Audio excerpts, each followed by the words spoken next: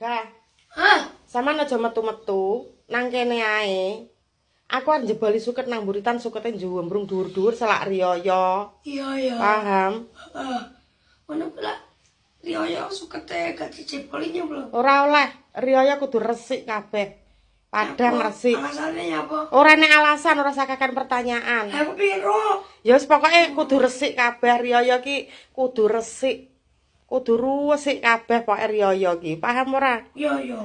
Wis terus iki engko aja metu-metu paketane meh teko. Wis tak Sherlock dilubengkas wonge ngebel-ngebel bukaan pagere ngarep. Ya. Ya. Terus HP-ne kuwi minggu sama tak wae HP, tak kekne HP, tapi engko setengah 4 utawa jam 3 wis mok kumpulne nang meja. Ya. Lek sampean aman-aman aja, seminggu gak gawe pelanggaran ae, seminggu tak kei 2 kali HP-ne. Lek panggah sik nggih pelanggaran sing gelut, sing enek tak catet pelanggarane pira, panggah tak wae minggu tok HP-ne. Pokoke jam 8 nyekel, setengah 4 dikumpulne nang buke. Sanggup ora? Wis komitmen lho ya. Diwasi lek enek nganu, mobil tin-tin ngono bukaan.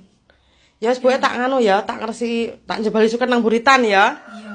Wis rasah mare geger, rasah mare cangkem nang jero kamar aja metu. Arep ndelok cendelane ya. Ya wis.